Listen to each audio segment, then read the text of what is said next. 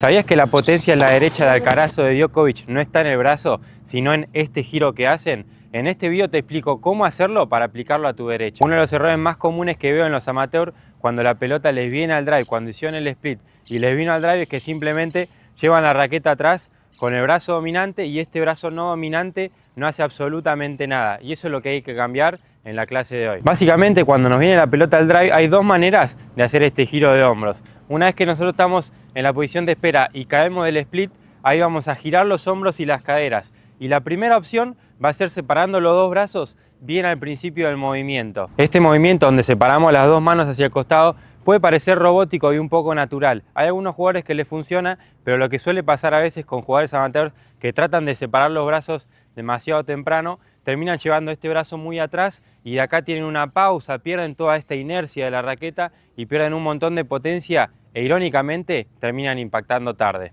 Que en otro video vamos a ver bien por qué si llevas la raqueta muy atrás de manera muy rápida vas a impactar tarde a la pelota. Otra desventaja por ahí, si solamente tenemos la raqueta en nuestra mano dominante y separamos los brazos así, es que por ahí terminamos tensionando mucho la muñeca, ya que no nos ayuda esta mano para tener un poco más relajada la mano. La segunda opción y la que yo recomiendo para la mayoría de los jugadores es que traten de girar los hombros con las dos manos juntas, teniendo la mano no dominante en el corazón de la raqueta, de esta forma, donde giro los hombros. Yo pego la derecha solo con mi brazo no dominante y este brazo lo tengo muerto, voy a perder ese balance, voy a perder rotación del cuerpo que me va a dar mucha más potencia a la hora de impactar la derecha. Las ventajas de hacer el giro con las dos manos son las siguientes. Primero, que no nos sobrecarga la mano dominante, ya que vamos a tener el peso de la raqueta con nuestra mano no dominante de esta forma. También nos permite tener una aceleración gradual y fluida, no donde yo giro los hombros y después estoy esperando acá para después acelerar. Yo voy a empezar a girar los hombros, a almacenar energía en mi zona media y de ahí voy a hacer un movimiento que sea todo continuo.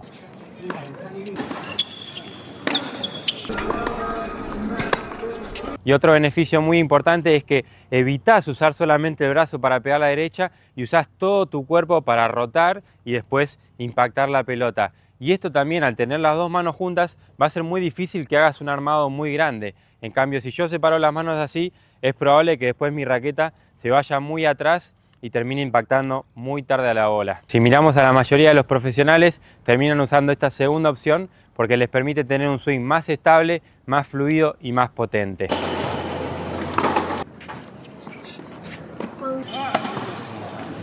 Bien, vamos a ver un aspecto muy importante cuando giramos los hombros con las dos manos. ¿Hasta dónde va nuestra mano no dominante cuando hacemos este giro? Si vemos jugadores como Alcaraz, cuando hace el giro de hombros, la mano no dominante termina llegando a la altura de donde está el hombro dominante. De esta manera genera un buen giro de hombros y genera mucha tensión en su zona media.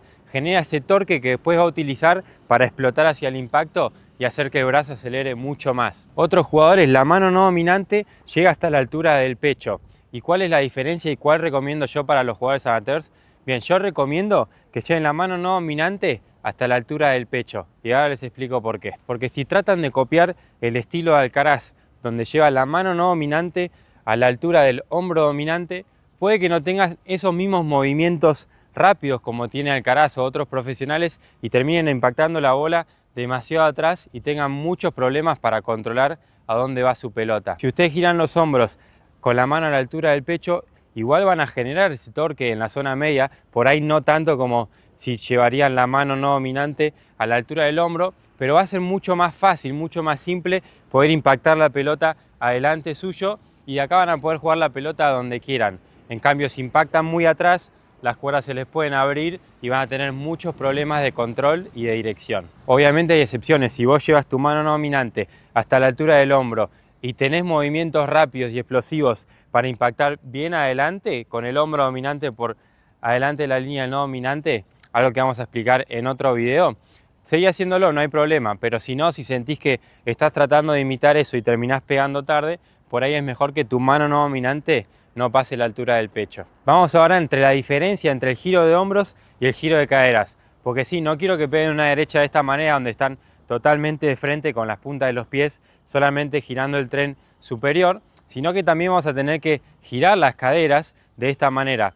Pero acá la diferencia es que vamos a girar más los hombros que las caderas. Eso va a generar esa separación entre los hombros y las caderas para generar ese torque que hablamos anteriormente. Independientemente de qué postura tengan mis piernas, si posición cerrada o posición semiabierta, voy a tratar de que siempre mis hombros estén más rotados que mi tren inferior, que mis caderas. De esta manera voy a generar ese torque, esa energía elástica que después se va a transmitir al punto de impacto para generar mucha más potencia y más aceleración. Este concepto es fundamental en el tenis moderno. La potencia no viene solo del brazo, sino cómo usamos la rotación del cuerpo y nuestras piernas para ayudar a la raqueta a que acelere mucho más rápido. Ahora bien, cuando nosotros hacemos este giro de hombros, el aro de la raqueta puede estar apuntando en distintas direcciones, dependiendo del estilo de cada uno. Tenemos la opción neutra, donde giramos los hombros y la punta de la raqueta está apuntando en diagonal hacia arriba.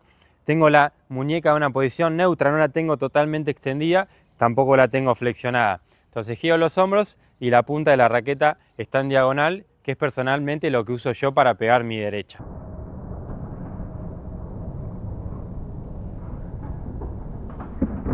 Otra opción va a ser con la punta de la raqueta apuntando bien hacia el cielo, de esta manera, donde ahí sí voy a tener mi muñeca en una posición más extendida de esta forma, y seguramente cuando hagan este movimiento siempre va a quedar en todo momento la muñeca en una posición extendida. Esto a mí personalmente me parece incómodo, pero hay muchos jugadores y sobre todo muchas jugadoras WTA que hacen este tipo de giro de hombros donde mantienen la muñeca en posición extendida y de ahí hacen todo el movimiento.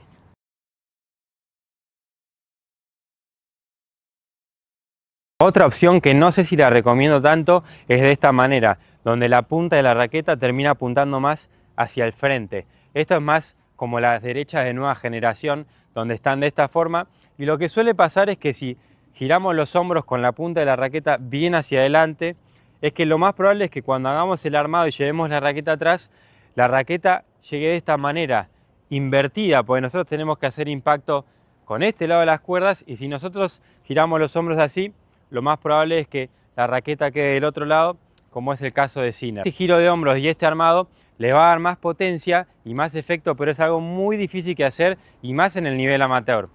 En otro video vamos a estar hablando bien en detalle sobre este armado de la nueva generación, pero por ahora quiero que se queden en eso.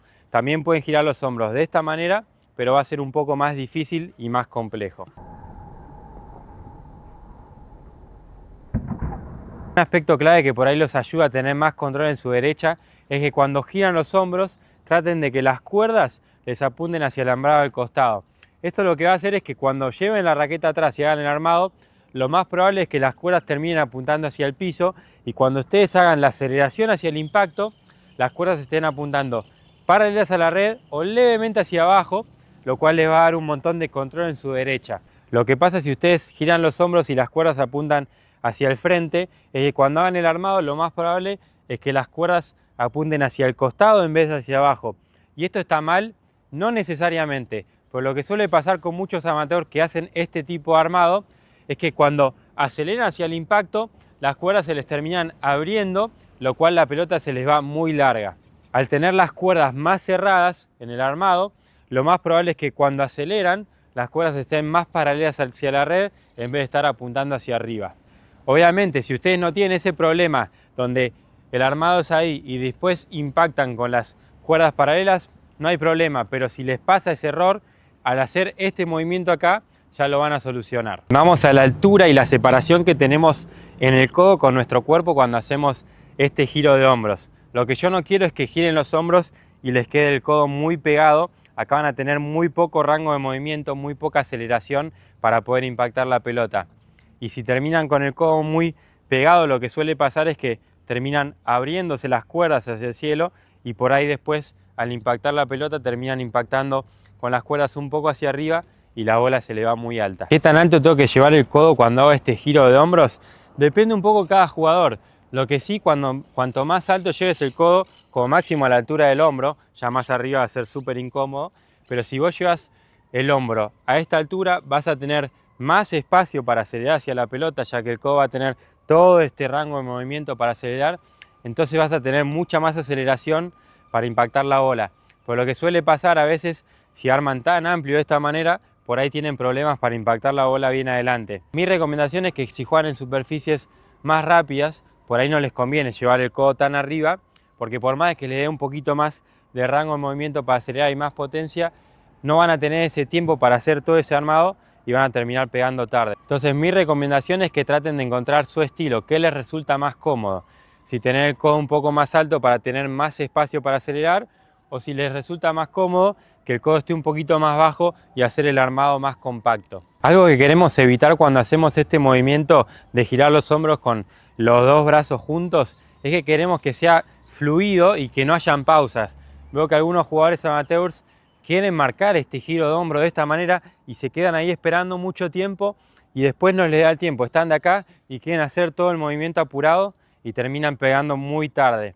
Traten de que sea fluido. De a poco voy a empezar a girar los hombros y voy a acelerar gradualmente, de menos a más. Esto me pasaba a mí a veces, quería marcar tanto el giro de hombro de esta manera que terminaba agarrando mucho con mi mano no dominante la raqueta y cuando me quedaba acá, al soltar, se venía muy rápido la raqueta hacia abajo y entonces mi golpe no era fluido, era medio robótico y perdía mucho ese timing y a veces le pegaba con el marco, a veces le pegaba bien.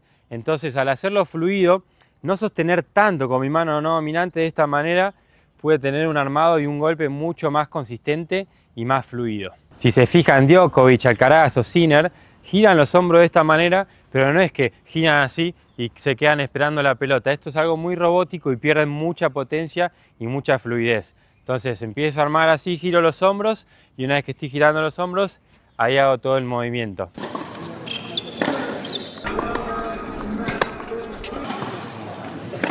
Si bien ya hablamos un poco del brazo no dominante, quiero hablar un poquito más, ya que es nuestro guía, lo que nos da estabilidad y hace que el golpe sea mucho más consistente. Les voy a dejar un ejemplo para que entiendan qué tan importante es el brazo no dominante en la derecha. Vamos a poner un ejemplo del boxeo.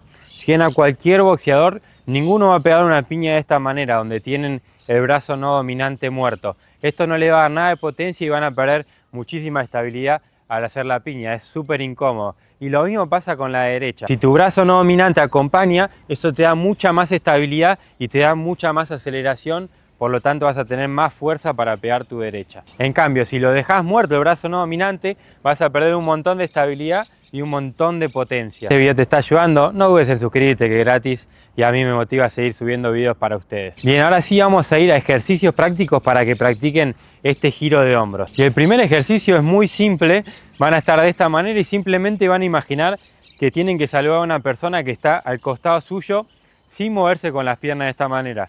Entonces yo estoy acá y lo que hago es saludar de esta manera, le doy la mano. Entonces ya empiezo a sentir ese torque que genero en mi zona media. Este sería la primera progresión, donde giro y le doy la mano. El segundo ejercicio es un poco exagerado, pero les va a evitar a separar los brazos de esta manera y a que estén un poco más en conjunto, ¿sí? Entonces lo que van a hacer es agarrar una toalla, una remera, lo que tengan a mano para marcar bien este movimiento. Entonces agarré mi remera y de esta manera voy a girar los hombros y hacer el movimiento como si estuviese pegando una derecha. De esta manera estoy usando mi brazo no dominante para rotar bien el cuerpo y generar tensión en mi zona media. Como tercer ejercicio para usar la mano no dominante vamos a hacer sombras y quiero que al final agarren la raqueta con su mano no dominante. De esta manera voy a hacer sombras y al final voy a agarrar la raqueta.